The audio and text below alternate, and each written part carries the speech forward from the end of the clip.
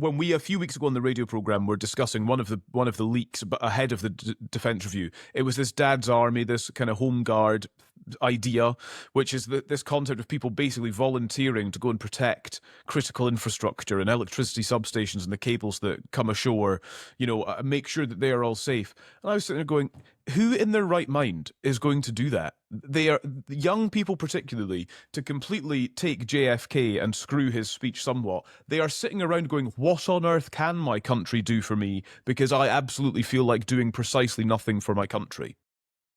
Evie.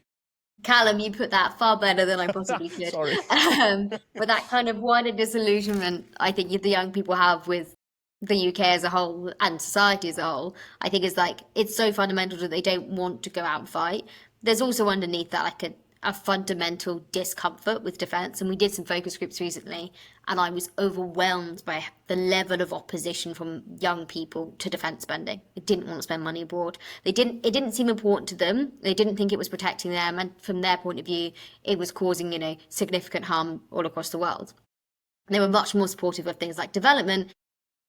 Older generations tend to be, because they felt that was kind of more helpful and passive and all of those kinds of things. So yeah, there's a real challenge we have, and actually, one of the MOD's biggest challenges is that the armed forces are dwindling in size because no one wants to join up, because the offer we give them, the military accommodation we give them, the training we give them, none of that's hugely appealing, and a lot of people, it doesn't chime with what they think they should be doing in the world. Now, obviously, I think if there was an actual war on our doorstep right in front of us, France is about to get invaded or the UK is about to get invaded, I think young people would get involved and get signed up. But it's going to take that level of like